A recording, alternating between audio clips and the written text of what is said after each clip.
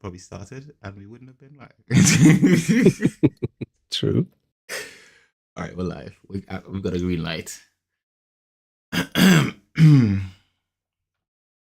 Hello, people of that beautiful life podcast. This is Roger Bergström talking all the way from Stockholm, Sweden. The sun is shining a bit through the windows. It seems to be a good start of the day. It's episode 192, and as always, we're sitting here as twin souls talking, me and so beautiful Q over there at the beautiful Reading in the beautiful UK. Oh, that's a lot of beautiful. I think I hit a new record in this intro. But even so, how are you, Q, today? Are you freezing or? Actually, well, I think I've mentioned this before. The office is usually the warmest room in the house. Yeah, So, that's true. I think you've said that, yeah. So it's not as cold as per se if I was in my bedroom. My bedroom is cold. Or if I was in my living room. The office is warm. We did have the heating on a bit last night. We don't usually tend to put the heating on, but yeah. By the way, morning morning Nalu in the chat. But yeah, we don't tend to put it on, to be honest. Except last night we just we've been getting sick in the house. Ty has a cough, Alex has a cough, I have a cough. So with everyone having a cough, we have I say we, but my missus has decided that we should turn on the heat. Okay, yeah. She's like, babe, can we just put it on a little bit, And I said yes. I said, yeah, we can put it on for a little bit.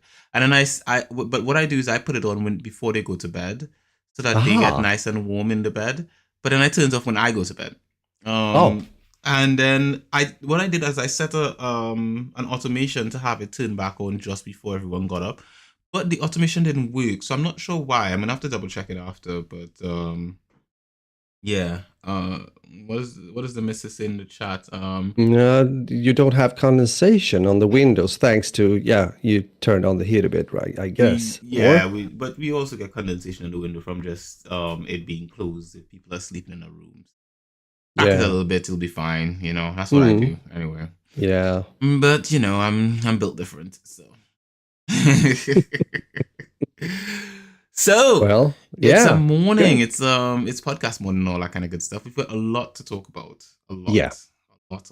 Yeah, let's get into it. I'm curious. You can start. Let me hear. What have you been up to? Huh? I have promised the listeners via posts in my Discord and stuff like that. I have promised the listeners to explain the reason why they haven't seen me playing a certain game I'm supposed to be playing, which is Legend of Heroes Trails in the Sky, and the whole Trails series I'm supposed to play. I haven't been playing it. I have been not playing Trails.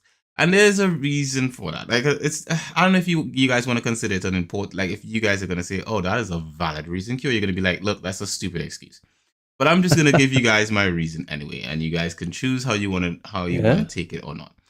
So I'm supposed to be traveling sometime soon, right? And I'm supposed to be traveling to the US and some other places. But one of the most important aspects of that trip is to travel to the US, because I'm supposed to go visit I'm supposed to do some work in the US, and I'm also visiting my wife's grandmother. So that requires me to get a US visa, because I haven't been to the States. My visa expired in 2020. Yeah. And I need a US visa for that. Right now, for me, the type of visa that I apply for when I go to the States is a journalist visa, right? I don't apply for the regular tourist visa, because I don't really go to the States for tourism. Whenever I tend to go to the States, it's for work, I go for media work, or I'm just passing through the States. I never really go to the States for recreational purposes, because I don't see any reason to be in that country for recreational purposes. I like living too much. They have too many guns in that country. So generally speaking, I went to the US Embassy, I believe, was it on Monday. I had an appointment there. I went to the embassy, did up all my documents, paid the money. They're quite expensive, to be frank. It's about 180 something quid to do the visa, and then you pay a bit more money on top of that for if you want your passport sent back to you after they've approved it. Exactly. And then you spend this ridiculous amount of time waiting in their embassy, because Mm. essentially how the process works, you go in, you go up to the front, they check your passport, check your documents, and then they let you queue up in a specific queue. So you queue up first to check your documents, then you queue up again to get inside the door. Then when you Yeah. get inside, they do, it's sort of like the airport basically, where you take your stuff off, put it into baskets, and they slide it through a machine. And then you take your stuff back, you redress yourself, and you go up the elevator. And then once you're in there, they've got like a tea section there where they have like breakfast stuff, some croissants, some teas, that kind of stuff, I guess. Which I felt that was really nice, to be honest. I think that was the highlight of it to me, is like, because I know that the US Embassy in Trinidad doesn't have that kind of stuff. Like, there's no Mm. complimentary service or anything like that. And I think an addition to that as well, um, is that it's a sense of like, it's not as like what's the word I'm looking for? The one in Trinidad is not as, oh, there's a word I'm looking for. Let's say welcoming. But I don't want to use the word welcoming because the U.S. Embassy in general does not feel welcoming. But let's just say it's a lot more hospitable. That's a better word. Okay. And to Okay. answer Mm. Nalu's question, New York, Nalu, the place I'm supposed to be visiting is New York. But yeah, so when you consider that it's not hospitable, you get in there and you sit down. And when we were waiting at first, the power went out. So I was like, bloody hell, what the frack is going on here? You queue up, then you go to a window when your number is called.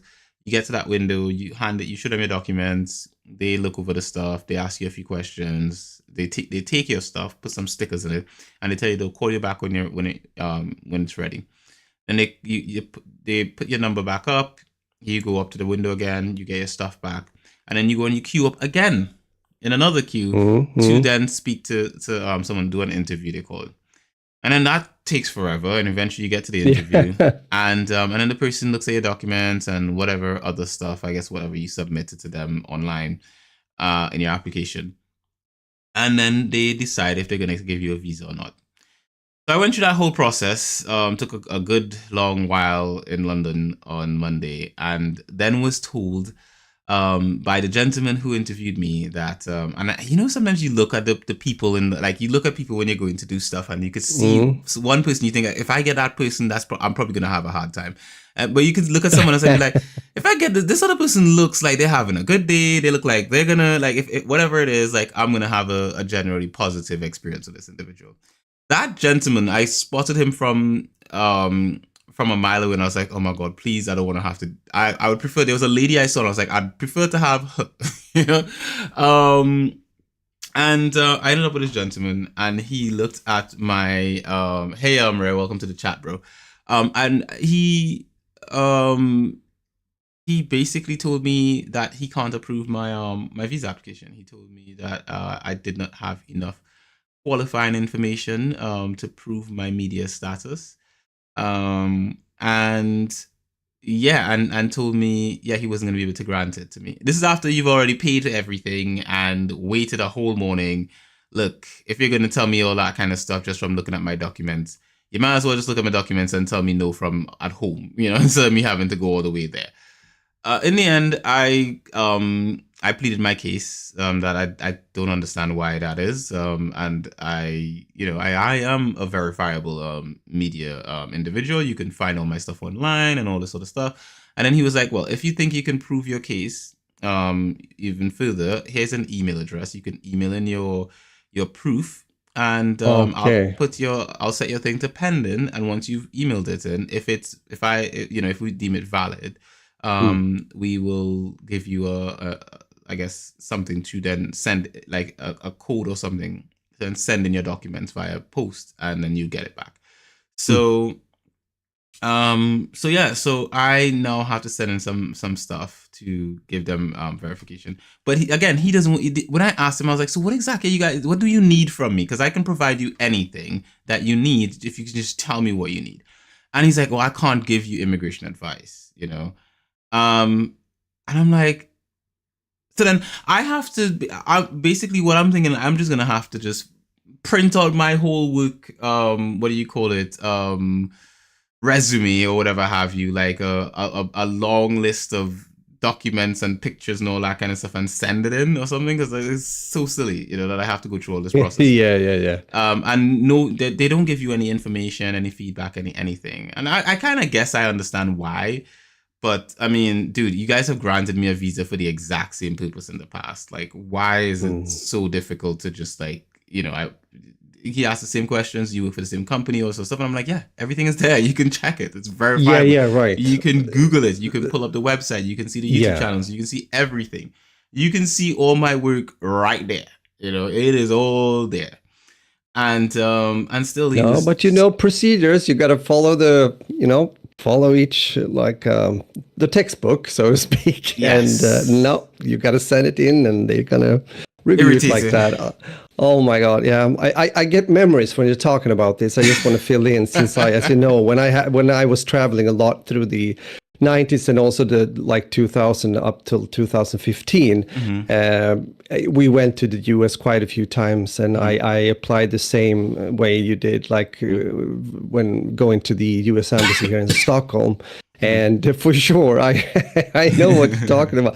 But because I was just about to ask when you started regarding the interview, are they still doing that? But of course they are. Yeah, So they are. It's yeah, so silly. I think it's different for some countries now, because I remember like when yeah, my missus went, she didn't have to. Well, she has a yeah, U.S. passport, so she doesn't have to do anything. But yeah, like for the exactly. boys, they don't have U.S. passports. So, but she just had to sign some kind of waiver or something. There was like a waiver she Mm. signed, and she did it all online, and then paid some fee, and then that was it. So I was like, bloody hell, that's so much easier than what I have to go through. And yeah, generally speaking, it was quite. I again, I find going to the U.S. Embassy irritating, especially because the fact is like they act as if, oh my god, their country is so amazing and people want to come there. And for me personally speaking, I don't. Like, if I could choose not to go to the U.S., I would. If like for example, if most of the companies I needed to do business with were not in the US, which a lot of them are, I would never be in the US. Also, if I didn't have any family there, like if my wife's grandmother wasn't there, I wouldn't go there Mm. either. So those are the two primary reasons I would go to the US. One, to visit my wife's grandmother, and two, to for work purposes, to go to press events and stuff like that, because there's quite a few big ones in the States. Mm. Like CES is one that I want to do, that I got an invitation to this year, for January. And I would love to do CS. I think CS is awesome.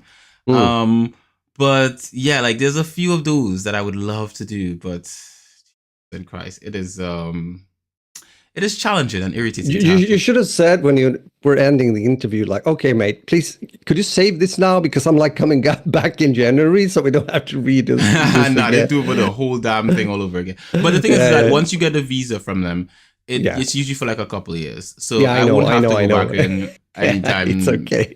immediately, I guess. No, Um, but they are. Yeah, my experience are too. They have a lot of heavy bureaucracy, you might say. I can mhm. understand security and everything when it comes to certain reasons, but yeah, it is like that. It's the same feeling. You get that kind of feeling, or even, sorry for saying, almost worse when you get to the airport when you've landed. You go Yes. into you know what I mean, right? Hmm. They look at you as if you were I like a piece of whatever. Sometimes it is it's horrible like, sometimes. Like over there, honestly, take that line. it is horrible. But I mean, at the end of the day, I guess it is a side effect of the world we live in. Um, and yeah, so sadly, the reason why I have not been playing trails or anything that requires a lot of concentration is because of the fact that I've got a lot on my mind. Excuse me. I've got a lot on my mind. I've got this whole trip plan to sort out. And that's just one of the aspects of the trip that I'm willing to share. There's a lot more that I have not shared yet. There's a lot more that I will share in the future. That I guess Rog knows some of it, Mm, and some of it you probably don't know. I probably may have forgotten or haven't mentioned yet. But there's just that on my mind, all that stuff. yeah. So like going to the U.S. Embassy, that was one thing. Like I was so stressed that morning. Like I was on the phone with Alex for the whole morning, like most of the morning, just texting her. And like the worst part is that like my phone kept losing signal in there. so I was in the embassy and constantly losing signal. So we were texting and she'll be there for a second and she'll go, and then we were just going back and forth. And me just trying to like stay in a good mental headspace. I tried listening to some podcasts. I tried just because in the end, I was thinking about is like I just want to get this out of the way. Like honestly, Yeah, of like I course. Yeah, just it's one of those things, you know. yeah. You just yeah, you go through it and then it's done. And so, well, now you have to wait. I guess you just have to wait, or is everything set No, I need to already? send in those documents. I haven't sent them in yet. Like so, Yeah, so exactly. Of course. So I took a day to That proof. decompress, which was Tuesday. I decompressed on Tuesday. I just sort of like rested, and Wednesday I had a bunch of errands to run. Mm, Yesterday I was out in town and I had a few things to deal with, and in the day I was spending the morning, like the earlier morning, just looking for, just because I want to make sure I have all the evidence I need to present before I send anything. I don't want to like send in yeah. one or two and then it's like, yeah. I would hate for my money to Yeah, go to you have to waste. compliment. They come back. Well, we need more. You know, that would be I don't think they're gonna do for that. some I think reason. if they would No. be like, nah, but fam, like, piss off, Yeah. Not But enough. You're no one. Yeah, we don't exactly. It's want like, you. yeah. But yeah, generally speaking, that was the gist of it. So that is essentially my experience with US Embassy. I think it's irritating. I hate having to go there. They ask so many questions, and everything they asked, I was able to present. I had all the evidence for everything that they asked about. Uh, Again, except for like, I guess because the last time I did an application there, I had a letter that I carried with me, where I had applied for an event and I'd gotten. I think I was going to PAX or something, and I had the acceptance letter from PAX or whatever have you that I mm, presented. But obviously, right now there's no PAX going on right now, and there's no. for a lot of the other events that I've been invited to, that's not the procedure. They don't send you any acceptance letter, and it's just Mm. you just get an invitation. Hey, do you want to go register? You know. Yeah, yeah, yeah. So yeah, that's kind of the gist of it at the moment. But yeah, I just need to put together a couple stuff. I want to see how I can put it together in the most sort of like realistic way to just sort of like deal with this damn thing and just get it out of the way, and Exactly. then hopefully they Mm. can. Before the end of the week, I just want to deal with it. I have something else I need to deal with. This Wednesday, so on Thursday. Oh wait, I said I ran errands on Tuesday. Yes, on. Wait a minute. If I went on Monday, today's Wednesday. Yesterday was Tuesday. Exactly. Tuesday yesterday. So I rested yesterday. Did I? What did I do yesterday? I have no idea, I'm so bro. confused. So I rested and did errands on Tuesday because I All was in right. town yesterday. Yeah, yeah. And I was looking for the documents yesterday at some point. Maybe I rested in the morning and then did the rest in the afternoon. I don't know. Yeah. Anyway, so yeah, that's kind of been my week. Dealing with this sort of stuff is stressful, and because it's so stressful, like I really can't concentrate and sit down and play any game that requires me to think too much. That's why some of you may have seen me like my if you have me on Discord, you might see my like my Xbox is on and I'm playing eFootball or something like that. That's because I don't have to think with that game. I don't have to really switch my brain on. I could just be casual Yeah. about it and stuff like that. But with games like Trails and stuff like that, like I really need to pay attention. It's a story that I care about and all that kind of stuff. And Mm. yeah. And yes, Rare, we did do an episode on Gen V. Actually, you could go back and check that episode out. That was last week's actually. Mm. Yeah, so that's generally been it. I think over the weekend we took my niece and my son to the comic book shop. And that was fine. I think I was mentioning to Roger that my niece had no she came back from tennis and she just had on like her tennis outfit, and I was like, "Where's your jacket?" She was like, "She's fine. She's not cold." And then a little while into us going to the comic book shop, she's like, "Uncle, can you?" I was like, "Yeah, I'm feeling cold." And so I was like, Freezing. "Oh," Yeah. I was like, "Here's my jacket." Right, and then I was cold. Oh, So that's sad, but it was a gentleman thing to do. yeah, I That's beautiful of had to give up doing my something. jacket. Yeah. There was no choice in that Yes. equation. I can't leave my niece to be cold. So we went to the comic book shop. Shout out to Crunch Comics, the comic book shop in my town. They are awesome. The owner Mm, Brian is such a cool guy. He's so cool. nice. So we popped in, and Brian had some comics ready for us, and it was also free comic book day, so we got some free comic books as well. Mm-hmm. And the kids picked up what comic books they wanted, and Alex picked up one that she wanted. She keeps collecting these Venom comic books. I don't know why she likes Uh-huh. villain stuff, but she likes villain stuff. I don't get it. She has like a few Venom Funkos and some comics and a T-shirt and Cool. ridiculous. But anyway, Well, women tend to like the bad guys. It's I know, I know, I know. Don't remind me; it's horrible. Um, but yeah, I on the other hand put aside a book at Brian's. I just told him to hold on to it for me at the comic book shop. So okay. I like there was a I only picked that book up because of the cover. I don't know if you guys have seen the new Batman and Robin comic, volume 1. There's this rabbit lady on the cover. Oh, such a good cover. Such a good cover. It's so waifu. So I just basically told him to hold on to that for one for me. My missus was like, "Oh, why don't you just pick it up one time?" I was like, "No, no, no. I have to give myself reason to come back." So can't just pick up everything one time. So Brian just put it into my He tends to do this thing where he puts, anytime you tell him which comics you're looking forward to, he puts it in a like these little sleeves and puts it aside for you. And he calls you when stuff for your pull comes up. So he'll call you up and be like, "Hey, oh sorry," he'll text you. Okay, so you've got some comics coming for you. Mm, I think I have one more comic book from the current series I'm following, which is Creed. He said I have one more for that, so I think when that comes in, he'll hit me up. That's like in 2 weeks. So okay, cool. so yeah, so we did some of that. Met up with my sister, had lunch yesterday. That was nice. Well, not lunch. It was like a late afternoon.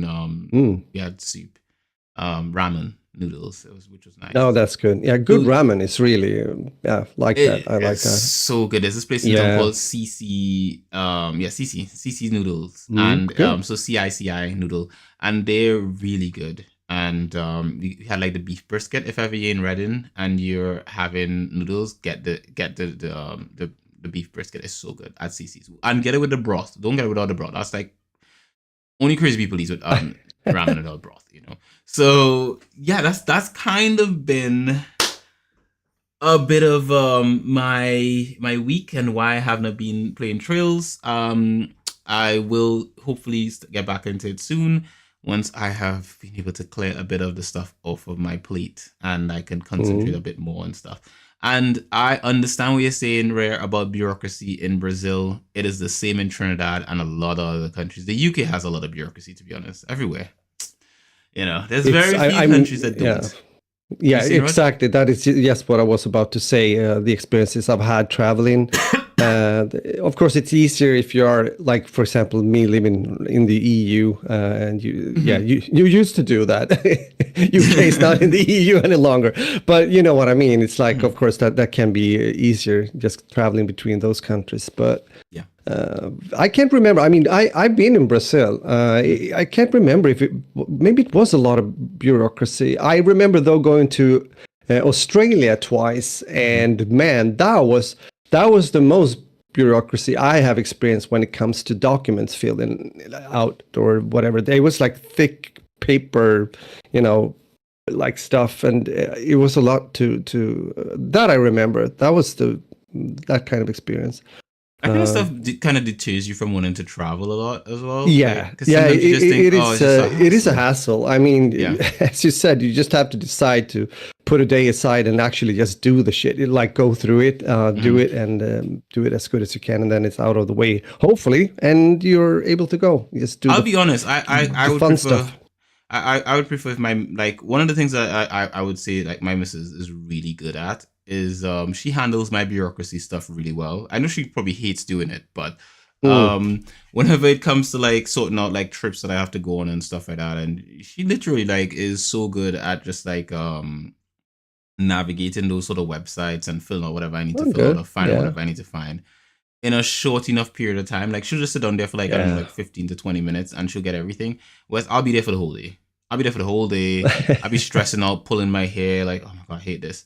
But she sits down and she just gets it done in no time flat, and she'd be Yeah. like, okay, you've got this, and this, and boom, you Yeah. know. So Some guys have more patience doing those kind of things, or navigate through those kind of sites, or also, mhm, also the experience. I mean, I remember once again, mhm, especially we had a period of time, I think, with the group or Chromata when we went back to US quite frequent for certain things, and then you're in it, right? You know what to do. Even going to the as we were speaking about the embassy wasn't really a hassle. You're mhm. like, hi guys, the same security, okay. So you get used to it. Yeah, But you but do it get. changes also, as I think Nala made a comment earlier that it might be a bit worse now. For example, Okay. speaking specifically about the US, but I mean, time has changed also, Mhm, and I mean, I remember we've talked about this before, I believe, but I also remember traveling before, especially to the US, for as an example, before 9/11, and of course afterwards. mhm, That's a huge difference. Like, also, since I have been working with security at the airport, I know also historical wise certain events, mhm, like certain terror attacks, you might say, mhm, through the years, not also before 9/11, that changed things and routines, and even had them to come up with these different kind of machines that we were working with in order to spot, like, or detect IEDs, like bombs and things like that. mhm, So it's a huge difference. It's a mhm. huge difference. I would say, unfortunately, of course, because I we went over, like, I think I've said it again, but I'm saying it again for those of you that don't know. We went over from Sweden in order to make a concert, and to go to New York, and that was just very short after 9/11. And I remember at Arlanda, then, the first time, with, like, there was like an extra security control by the gate. You had to take off your shoes. That was the first time I had to do that, at least in that way, from traveling from Stockholm to the mhm. US. So big difference there. Uh, Yeah, so so I totally understand. I get it. yeah, From a total world perspective. Like when I speak to I remember speaking to some of my mom's friends back in the day. Well, they were telling me about back in the day, and they would say like, oh, you know what? Like I used to just go to the British Virgin Isles or the U.S. Virgin Isles and just take a boat over to the States and yeah, just yeah. work for like a month or two, save up some money and then come back to TT. And I was Mm. like, wow, I can't imagine someone doing that to you. Yeah, yeah, Like yeah, that seems so impossible to do. But yeah. they're talking about like, oh, it was so good back in the day. Just get on a plane and fly to Amsterdam and work for a month and then come back. Like that was like a normal thing apparently back in the day to just like Sure. Yeah. just go to another country, do some work, chill, get a place, whatever have you. Like that's how they did it back then. That's true. And That's how they did it back in the day. That is, yeah, that's the way. I That think was the way. Sorry. I think with all the whole global politics and the whole, I think the involvement of a lot of countries in other countries has led to us being in a situation now where we find that you have to have all these rules. Because I feel like back then there wasn't, not that there wasn't, but I think the involvement of countries in other countries hadn't really hit its high yet, whereas now it's like you got so many countries involved and vying for to be in other, to do stuff in other countries. Like I was watching something about it was like a mini docu series kind of thing on YouTube that was like where are the worst places to be in the event of like a World War III. And it started Mm. like at the beginning of it, it started off like explaining like what could potentially lead to a third world war. And when you look at the reasons, it's all related to countries having like being involved or having interest in other countries. Yeah. So like you have the Very often. Israel Pakistan situation, you have the China Thailand situation. Is it Thailand or was it called something else? No, Taiwan. Taiwan, right? And Yeah. then Yeah. you have the Russia Ukraine situation and a few others they mentioned. and all of them were related. Like when they some of the worst countries they highlighted to be in were like the U.S., the U.K., China. They highlighted Japan, South Korea. No, those sort of countries. They were like these are the worst to be in. And excuse me, the reason they said that is because a lot of these countries have they have involvement in other countries. Like Russia was one of the worst to be in as well. Like they are, even though their country itself may be I guess the way to put it is like their military interests are in so many other countries that if something kicked off, there's a high likelihood they'll have problems. So in the case with like Russia, they've got military interests in the Middle East, they've got military interests in Ukraine, they've got military interests regards to like Asia. So all these military interests across the world, if anything was to kick off and everyone's fighting everyone, then you have multiple targets on your back, and it's the same for the US. It's the same for the UK and so forth. All these bigger countries Yeah. just have so many interests in so many different countries that it's horrible to think. But then if something was to kick off, I think everyone in the world is going to get affected, which they did highlight that as well. Because Yeah, true. in the world we do a lot of global trade and all that kind of stuff. We rely on each other, so. Yeah, but that's also this region. I mean, we're close to, if you look at the map, we're pretty close to Russia and everything. And of course, that's also why Finland and also Sweden now have been applying for the NATO membership and things like that. So yeah, it's a crazy world in many ways, and some things have escalated. I hope still though that there some kind of sane people left that can steer things away from becoming even worse, which sometimes it's hard to believe when you see what's happening. Because it's like, I'm not getting into that now. Also, we also need to move on with our things. But, it's also problems like domestic. We have domestic problems now in Sweden, which is, partly imported problem, if I may say so. That's what it is. We just have to call a spade to quite, it's to a certain degree. And that might be a topic of itself, but it's that's what we see, and let's hope for the best. But even so, we're going to talk about. I just going to briefly mention my week as well. It's not that fancy.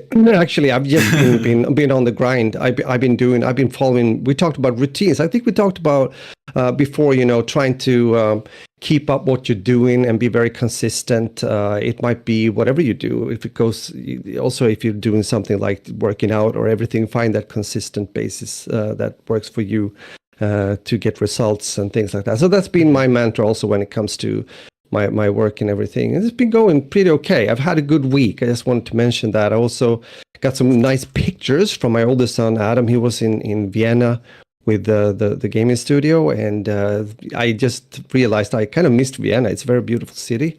And he came back at the end of the week. And I also been rehearsing.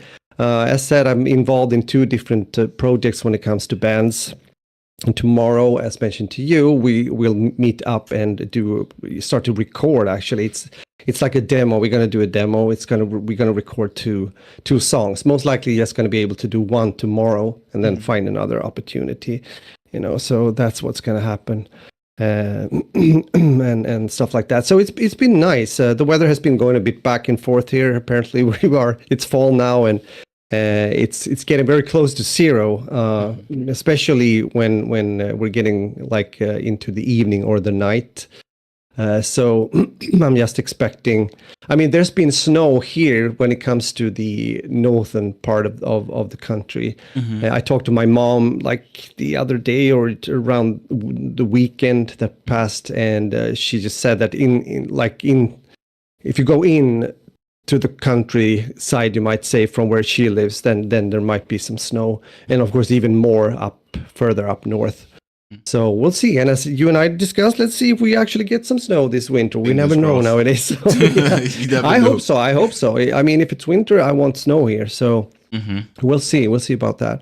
But it's been a good kind of a good week. I must say, very creative at least, and things like that. And I think on Thursday tomorrow, after we have been recording, I will try to hook up, or both me and my youngest son Isaac, and will hook up with Adam and take a tour with his Pontiac Firebird before the weather says no and it has to rest for the winter because it's a season kind of car, meaning summer mostly. Mm-hmm. So that's how it's going to be. You know what's the weirdest thing as you mentioned that? Like I remember being out the other day and it was like like a really cold day. You know, like I think we were looking at like 3 degrees or something. Sorry. And I saw someone driving around with like kids in a car, and it Okay. was a convertible, and I was like, why the hell are you driving a convertible with the like top off on like one of the coldest days of the year so far? You know, I was like, Yeah, it's that so silly. the timing isn't perfect. No, absolutely not. Just absolutely not. Um, but yeah, let's start talking about some of the stuff that some of that I guess a good few of you guys tune in for. Do apologize for the long-winded opening with the whole world stuff and all that kind of thing. But that's kind of the stuff that Roger and I talk about regularly when we're not on podcast. So if you guys ever, some of you Yeah. guys have asked like, what do we talk about when we're not podcasting, and what don't we say? It's stuff like that, but we go into way more detail, and it goes on forever. Anyway, that being said, True. let's talk about some video games. So I have been playing the game you see on screen right now, which is Disgaea 7 for the Nintendo Switch. I think it's also on the PC. I believe it's also on the PC. I don't know what else it's on. So I should probably just check so I can tell you guys now, those of you who may be interested. So Disgaea 7 is out for search Google. Thank you. PlayStation 5, PlayStation 4, Nintendo Switch, and the PC. So you can get this on pretty much any device that has, except the Xbox. The Xbox doesn't have it for some reason. And for those who don't know what Disgaea games are about, Disgaea 7 is a tactical RPG. So it's sort of grid based. You have like little blocks, and each character you can choose where they go and what they do and stuff like that. But I think with Disgaea is kind of like the king of tactical RPGs. There's just so many mechanics and so many stuff to think about. Now I got a copy from NS America, so shout out to NS America and thank you for the copy. And I have been playing Disgaea 7, and this is also a game that requires a lot of thinking. But I think tactical RPGs, for me, I think require less thinking than a full-on JRPG because I feel like I'm having to keep up with too many things. I think with something like Disgaea, I could play it as casually as I want to, and I can just like stop and come back, and I don't feel like I would lose much when it comes to like my tactics. At least that's what I feel. Kind of like when I did Triangle Strategies. So yeah, Disgaea 7, great game so far. It's got voice acting, which I was so surprised about how like full English voice acting. Currently on Steam, it's very positive. Came out on October the 3rd. It has, of course, NS America made by and Nippon Ichi. Let me see what else I can give you guys for this game. It is Steam Deck verified if you want to play it on the Steam Deck. Performance on the Switch is not too bad. I'm not too worried about that. Obviously, I think if you play it on the PC, you're gonna have way better performance on a PC, but or on the PlayStation 5. But I have it on the Switch, and it is fine on the Switch. I know some people are probably gonna say the Switch is crap and you probably shouldn't play it on there, but I am telling you, from my experience playing on the Switch, it's actually pretty good. Also, with hardware requirements, this is just the recommended alone.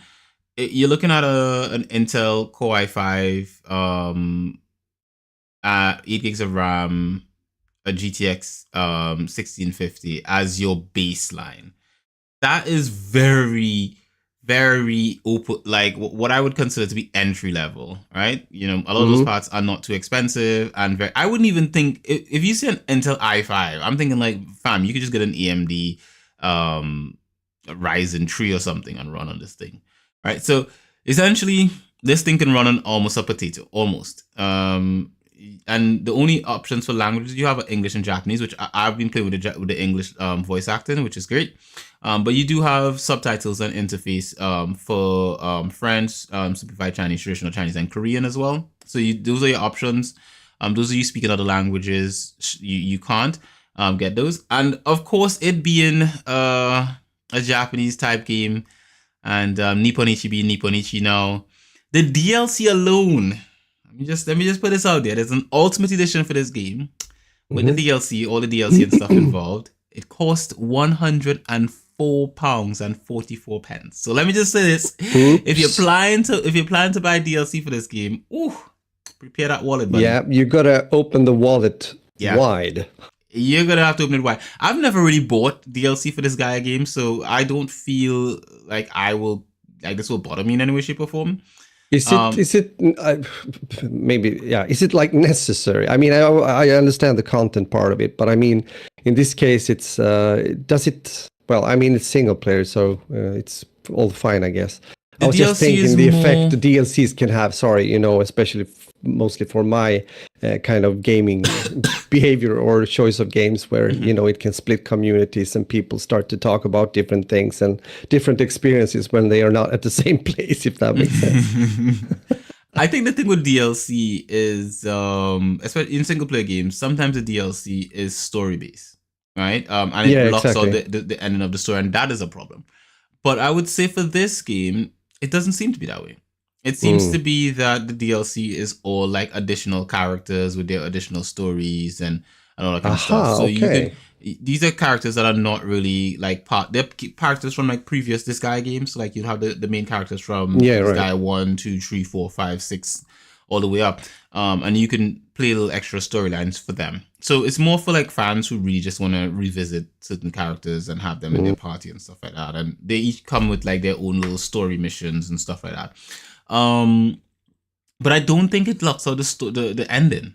I think the ending is like there. So at least that's what I can see from what I checked. I haven't finished the game, so I don't know if you get to the end and then it tells you, open your wallet and pay for this shit. Exactly.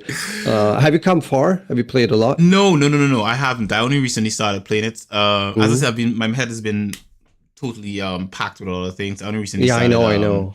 Playing it, and I've enjoyed it a little bit. I've played so far. I like the graphics. I like the characters. I think if you're looking at the gameplay on screen, those of you who are watching live on YouTube, you will see that I have been spending a lot of time looking at the characters in the their information screens, moving their models around and all that kind of stuff. They're very you probably said it too. I was going back a bit, coughing a bit in the background for some reason. My teacup is empty now, so I don't have anything to drink. But yeah, the hassle, the problem. But no, I was just wondering. Maybe you said it. When was this released? October the 3rd.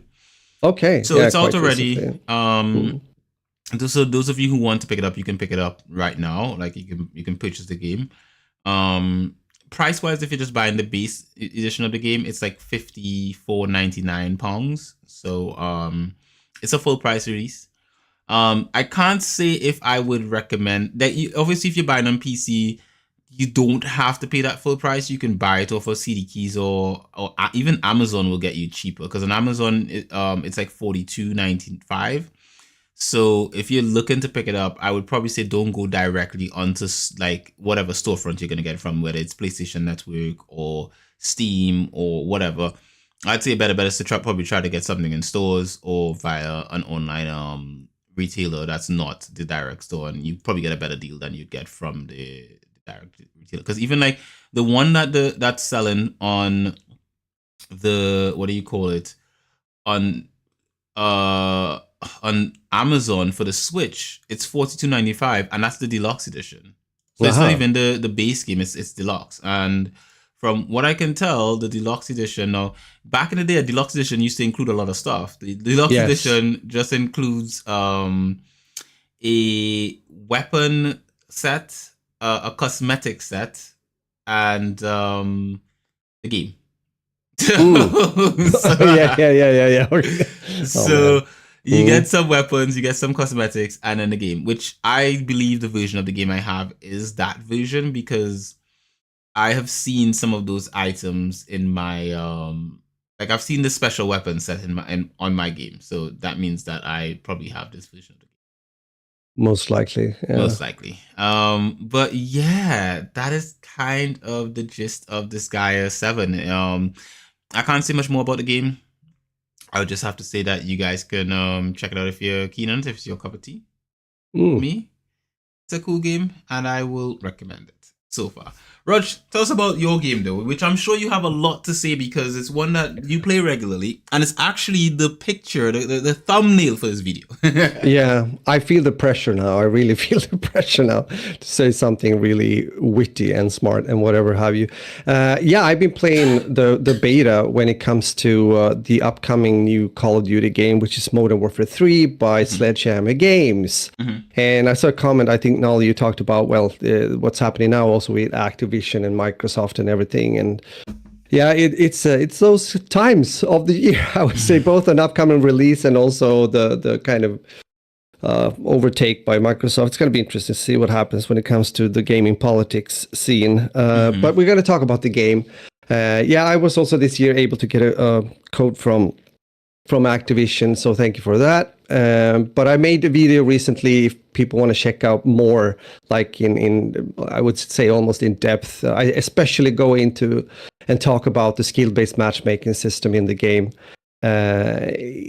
which is kind of a big elephant in the room still. And I think the settings for the beta when it comes to Modern Warfare 3 was quite harsh. It was very present, if I put it like that, when it comes to skill-based matchmaking, which makes you, after some time when you get into the beta, I mean, in the beginning, it's like, oh, I shouldn't say new game. We've been talking about DLCs, and if you're going to be a bit, I can't say that this is a DLC when it comes to Modern Warfare 2, but it's very similar, of course.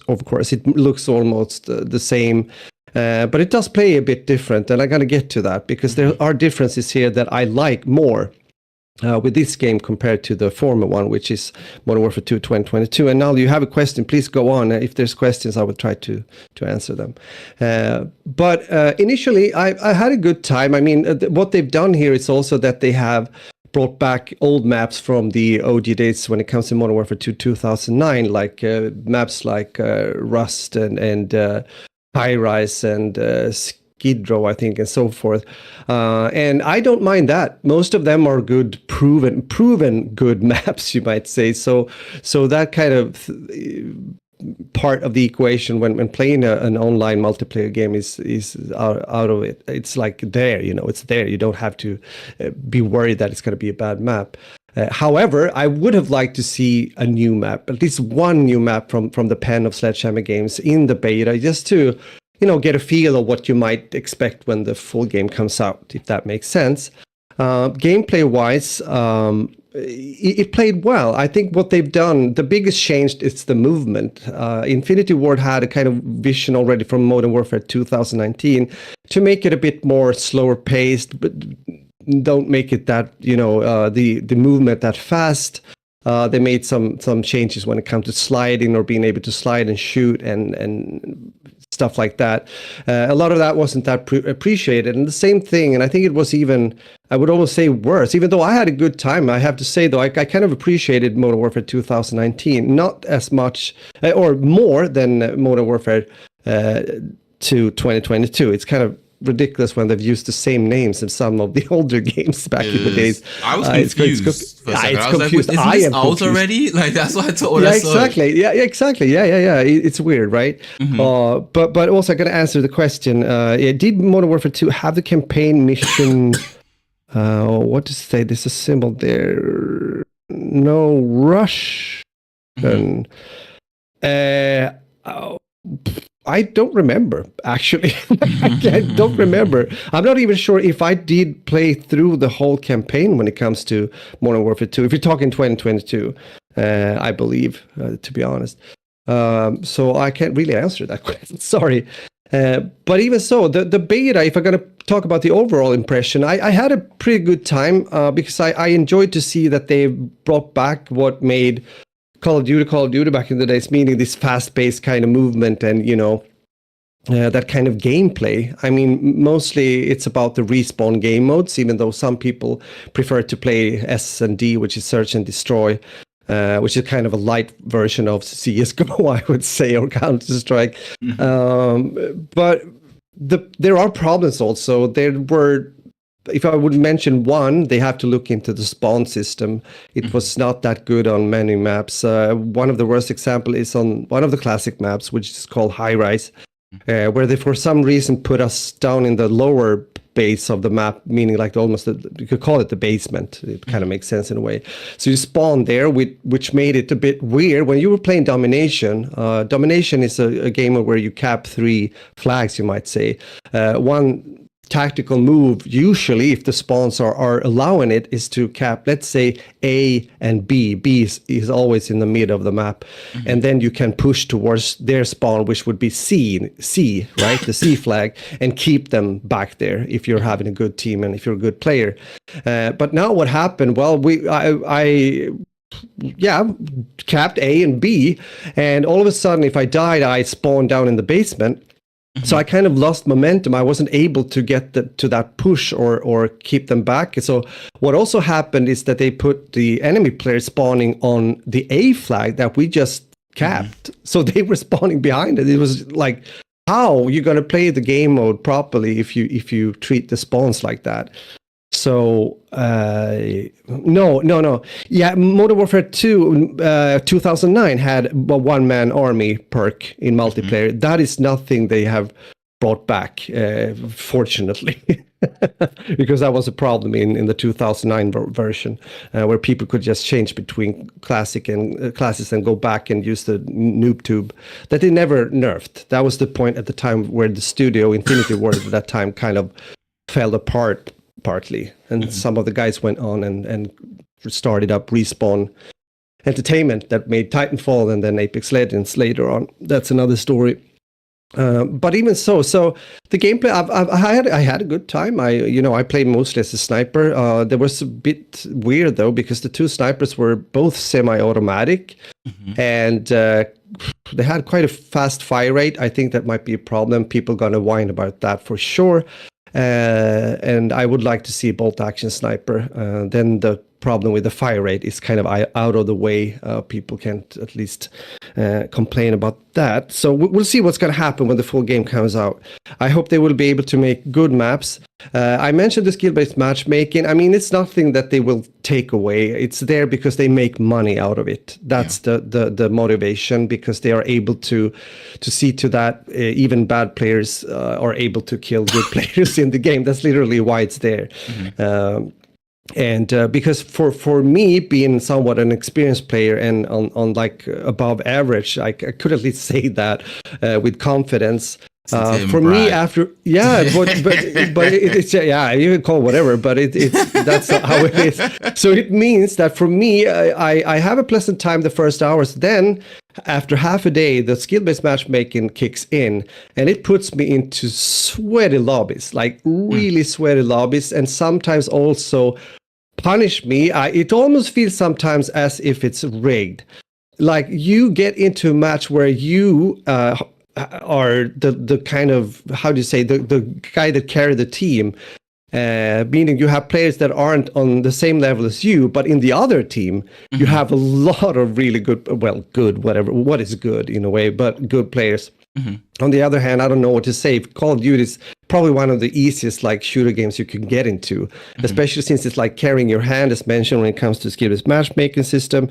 Also, very strong aim assist if you like carry your aim if you're playing with the controller. So I don't know what to say about it, but I'm interested to see what's going to happen. Infinite noob tube. Yeah. I think, to be honest, just to add to that, I think all online games are like that now, where it feels like once it's online multiplayer, it feels like they like how to develop those games is to game the players, is to sort of like make you get close enough to the carrot that you want, get that win or whatever have you, and then they put you in these situations where it's like, no matter what you do, you're gonna fail, and then that's gonna get you to play one more game. I'll do one more. Just because you never want to leave on a losing streak. Like, oh God, just do one. No, it's true. So, yeah, I've seen people showing like charts and stuff because there are ways to find out a bit how the the skill-based matchmaking works. even Mm-hmm. though they don't want to talk about it themselves that much. I've heard that from other content creators when they have met at like different COD events and things like that. Mm-hmm. But I suspect that that's a bit of the trade off, or whatever you want to call it, from the player's perspective, that they are doing things like that. Mm-hmm. And I don't like that. And as you mentioned here now, well, OG and Modern Warfare 2 2009 was the best when it comes to matchmaking. Of course, I mean, even though we've had skill-based matchmaking very far back, and that goes for many online multiplayer shooters. I mean, Call of Duty is not alone. But it's very harsh here and very strong, and I don't like that. I don't like either, as said, that they have, because I think that games should be, well, they should be fun, of course, but also a challenge in a way that you have to find out ways yourself. You shouldn't be always like the game should hold your hand all the time. And I think therefore, maybe, since, for example, the Ubisoft free-to-play shooter X-Defiant have been delayed, actually twice now. When it comes out most likely at the end of this month, it might be an option for people that, one, maybe can't play COD for some reasons. It could be the price, it could be the $70 or whatever, or the PC system, or reasons. But also, they have said they will not have skill-based matchmaking, and I think this is a reason why some people will just one reason in particular that some people will choose to play that game, maybe even over the new Call of Duty. But I have to say this, and I want to add this to this now, that I think that this version of the newer like COD development games now is one of the better ones. I see potential, and that's also why I feel like bad about the fact that, I mean, the spawns can be fixed. Obviously, they're gonna look into that I'm sure about. But the skill-based matchmaking will be something that will definitely push people away, especially I think, especially some players at least. I'm 100% sure. I like playing with people of my skill level to a certain extent. But I think my closest sort of like thing to that is playing eFootball, where sometimes I get matched up against someone and they're like Div 9 and I'm Div 1, and I'm beating them 14-0, and it's like it's not fun to be beating someone 14-0, because then at that point I'm like, oh, just quit. And some people they'll just hang in there the whole time, just getting crushed 14-0, keep trying. But then sometimes you end up in a match and it's like you're doing everything like that you can, and it seems like the way some players say it is like the meta is working against you. No matter what you do, it's like the ball ends up on the opposition, or some kind of thing just doesn't happen the way it usually would happen, and so forth. And then but I try not to do that myself. Like I try, if I lose, I lose. I'm just like, look. Yeah, I guess it wasn't my day today. So that's how I try to play when I play the game. But at the same time, I can see where it's coming from when it comes to the matchmaking and all that kind of stuff with games like that. Online games just seem to be, especially in a game like this, it becomes very obvious in a way, and that is the problem, and also the problem for me. I mean, I can still enjoy the game, and I will most likely play it, I believe, and most likely, hopefully, if they get the other things there, continue to improve the game, because there was also, of course, performance problems. I had some package loss and stuff, and so they need to work on that for sure. But the gameplay experience, the gunplay, and in combination with the movement is good to see that it kind of is back in a way, that they took the turn and made that happen, because the community has asked for it for quite some time now. And of course that will in itself bring some, how do you say, instruments for better players to work with, because if you are good with the movement in combination with the shooting, well, it makes sense that you will be able to outmaneuver quite a few players if you can do that. So we'll see. It's going to come out soon, and I will definitely come back, of course, later on and talk about the full game for sure. So that was the beta. And as always, it's unfortunately also it's this first week. It's like two weekends. So the first weekend is Mhm. solely PlayStation because they have that exclusive deal, So wait, and then how are the you? Okay, so the first weekend was PlayStation. Then you mm, played it. You got the second weekend, which was the PC. Yeah. yeah. So Right. what they do is that they have Thursday, already Thursday, if you have pre-ordered the game, or if Mhm. like me, you have that kind of a code, you might say, then you can play it early access, like the second beta weekend. And then like during Saturday, Sunday, and I think into Monday, exactly, then it's open, like open beta. What about the So Xbox?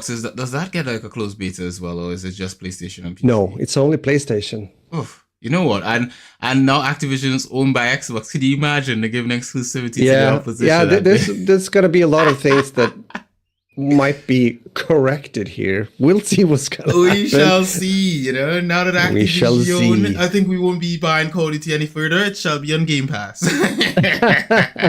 Exactly. Yeah. Yeah. Might Oh, be changes coming up, and yeah. Let's see what happens. Maybe it's for the better. Could maybe it's be. for the better. We shall Yeah, see. skill issue, as the kids say. That's kind of interesting. That kind of comment has become very. I see that being abused. Like Mm, when someone is talking about mechanics in a game and maybe problems, then you have someone making a comment, skill issue. It's like, yeah, no, that's not what I'm we're talking about. I'm just saying there are some people who come in like when you beat them in E, and according to them the meta doesn't work in their favor, and the kind of comments you get, it's you get it's a skill issue. Oh, I'm so much better than you, but the game was working against me. All this sort of stuff. No one likes losing, but you had a bit of ones out there. It's not a skill issue. Mm, It's just sometimes you have problems in the game. Sometimes there are things that are not working as they should. And so sometimes you lose because the other person is better than you, and that's just fine. exactly, exactly. That is definitely true, and that happens. Yeah, That's the way it is all the time. yeah, You win definitely. some, you lose some, You but win there's a some, you lose difference. some. Tell Yeah, me, you Raj. win some, you lose some. Exactly. But bro, time flies. We have been exceeding Let's watch time. I some think we telly. should. Let's talk about some Yeah. telly. I'll go straight into it. The show I watched this week was one I sat down with my missus and watched, which is called something about Tiffany. Something from Tiffany. Something from Tiffany. I think that's the name of it. Let me just bring it up. Yes, something from Tiffany's. A 2022 romantic comedy. Watch it Oh. on Amazon Prime, so you guys can watch on Prime Video. Um, it follows a woman as her life gets upended when an engagement ring that was meant for someone else leads to her leads her to the person she's meant to be with, apparently. So the story is essentially, it begins with this guy and his daughter, and they're out shopping for a ring for his girlfriend, and because he's gonna propose. And then this other guy who is there buying jewelry for his girlfriend, he gets hit by a car, and Hmm. the guy who bought the ring for his girlfriend, he puts his bag down next to the guy who got hit by the car to check on him. So their bags get mixed up, because they both had this. It's the same jewelry store. They put the stuff in the same looking jewelry bags, and their bags get mixed up. So in the end, when he goes to on Christmas Day, they plan to like give these presents out. On Christmas Day, he sort of like, during the time that he before Christmas, he sort of like go. His daughter wants to find if the guy who got hit is okay, so he takes his Yeah. daughter to the hospital, and they go looking for the guy, and they run into his girlfriend, and they get to chatting with her and all that kind of stuff, and she seems like a nice person, and the guy and the girl, they start like, they start vibing, they start vibing nicely. And then with time, you get the you can see the romance building there, and you're like, oh, ooh la la. So in the end, it's cute. It's a nice romantic comedy. My missus didn't like it, but she has no taste in romance. She doesn't like romantic comedies, to be honest. I think she's just like, oh, it's so predictable. I can see it coming. Yes, it's supposed to be predictable. That's what romantic comedies are like. But anyway, the point is, this is a wonderful movie. It is sweet. It's a 6.2 on IMDb. I give it an 8 out of 10. It stars Zoe, I think it's Dutch. I think that's how you say her name, Zoe Dutch. She plays Rachel in the show. I think Zoe is adorable. And then there's Kendrick Sampson, who plays Ethan, who is the father. He's Hmm. also very cool. Looks very studly. You have Ray Nicholson, plays Gary. He is the boyfriend of the Rachel character during the show. I think Gary is lame. And then you have Shay Mitchell, who plays Vanessa, who is the girlfriend of Ethan, who's supposed to be he's supposed to be proposing to. She Hmm. plays a nice role. She's adorable as well. The only person in the show who's Oh. not adorable is Gary. Gary sucks. We don't like Gary. Hmm. But Poor Gary. Yeah. so yeah, so you see, my missus put in the chat, waste man. That's what she calls Gary. Like the minute she saw Gary on the screen, she's like, "Oh my god, he's a waste man." I was like, so yeah, we had a good laugh watching it to a certain extent, and we chatted and stuff. But I could see she wasn't that keen on it. So I have like this collection of romantic comedies that I've been meaning to watch that I've like collected with the intent to watch with the missus. I'm gonna watch the rest by myself because they're all gonna be pretty much like this, and she's gonna get bored. So I'm gonna watch the rest by myself. I was gonna watch it with her, but yeah, no, I don't want to see her suffer like that. So unfortunately, the next romantic comedy I'll be watching shall be alone. Unfortunately. So that is something from Tiffany. I recommend it. I think it's good. Raj, what have you been watching? It's interesting that you mentioned a romantic comedy because it's very seldom nowadays. I mean, I mostly watch like either it's action movies or horror movies. Mm-hmm. I would say mostly, at least. I have been watching quite a few things, but I had to pick one, and I will do that now. Adam always has this list, and he was over. When was that? Well, before he went to Vienna, so it's quite some time ago now, Mm-hmm. 1.5 week or something. And we watched a movie that was on his list. It's an older movie, but it's a comedy, and it's quite rare for me. It's not that often I watch a comedy now, and I think also it's not that often that I see good comedies out there nowadays, if I'm going to be straight honest.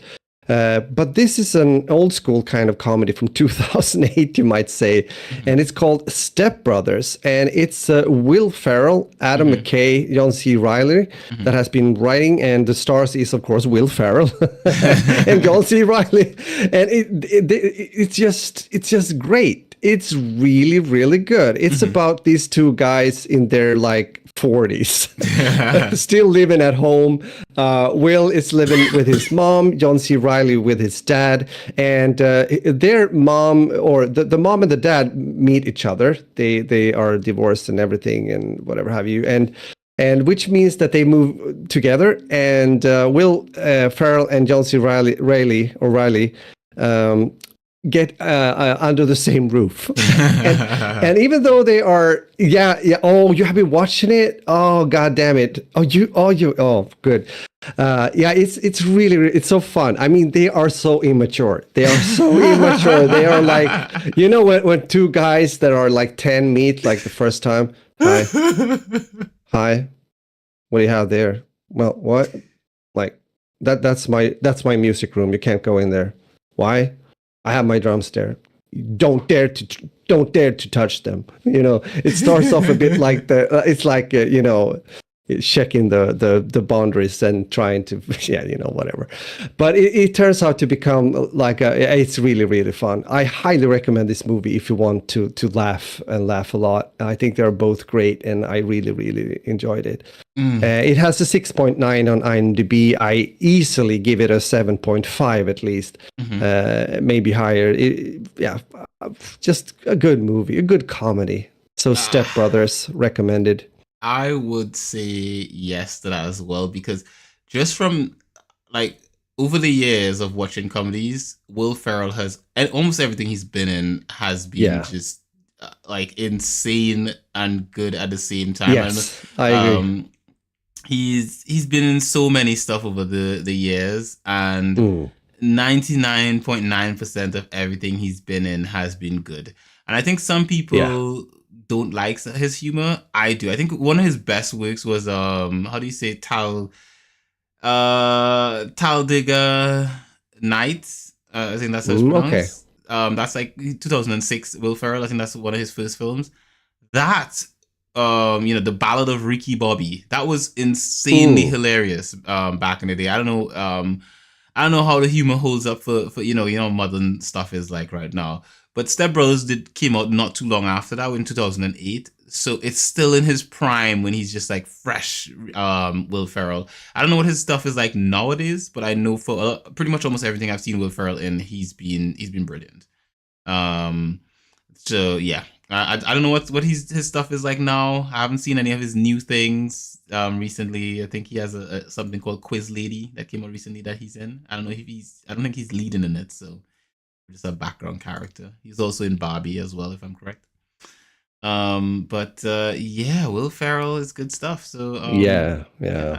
If you haven't watched it, you can maybe rewatch it with your missus, because I think you've seen it, but it's definitely worthwhile. Good stuff. I look forward to more Will Ferrell. He's a hilarious comedian and a master of his craft. So Indeed. So yes, that is our tally for the week. Yeah, I can stretch now. That. Whew. You see? What do you say, my friend? Is it time to close shop? I think so. I think we've gotten to the end of the podcast. Very end. So I shall I've got a couple things I need to do, a couple errands I need to run, a couple things I need to get out of the way. It is cold outside. I can already tell it's cold outside because I can see the trees bending outside my window, which means that it's windy. And when it's windy, it is worse. It's been strong wind here too. At least like 1-2 days before here. It's been, I don't like that. I don't like very strong wind. Yeah. But I need to get out of the house today as well. I have a couple of things I need to do outdoors. So I'm not looking forward to that. But I will leave because it has to be done. Yeah, I do need to. Anyway, that being said, Raj, how about you begin us in our outros? Absolutely. The outro has now officially started. Very nice. I will go and get myself some coffee. That's how I will start after we have now finished the podcast. But so, with that said, I just want to say, stay healthy, have a good week, take care of yourselves, and hopefully you have enjoyed the podcast. If you did, you maybe can leave a like here if you're listening live, but of course also afterwards, if you want to leave some feedback, feel free to do so. As always, where I'll be talking about our lives, sharing that with you, and also some good tele and games. So if you're into that, you might have gotten some good tips to check out. So talk to you in a week from now. Now it's time to get to work, and the day has started. Hoorah! So let's go. With that said, muffin out. Beautiful as always. Thank you very much to all of you who turned up for the podcast. You guys are awesome. You can find Raj pretty much everywhere at 40 Split Splash. That's the number 40 with SPLASH. He streams on a Tuesday and a Sunday. That's correct? It's correct. Beautiful. You can find me pretty much everywhere at LP Garden. That's Garden Delta U. And you could also find us at Simply Binge pretty much everywhere, or at Simply Binge UK pretty much everywhere. And for all of you beautiful people who turned up for the live, we appreciate you guys. You guys are awesome. Thanks for commenting in the chat. We've been reading all the comments. We haven't responded to all of them verbally. Some of them we've typed in our responses. And if you feel like your comment was not responded to, feel free to just comment on the video after, and we'll try to respond to it. I'll respond to it. Anyway, that being said, thank you very much for everyone who tuned up for the podcast. You guys are awesome. We appreciate you guys. And those of you who listen in post, you guys are also awesome as well. We appreciate you guys just as much. So with that, as always, we wouldn't like you guys to miss out on any of the episodes of That Beautiful Life podcast. Many beautiful people like Simply Have This podcast on Castbox, Acast, Spotify, iTunes, YouTube, simplybinge.com and elsewhere. I was going to say Google Podcasts, but that thing is dead. So let's just go with YouTube Music and elsewhere. And so with that, as always, guys, this has been Cued. Your pleasure. And it's a wrap. That is the episode. I haven't even ended the streaming so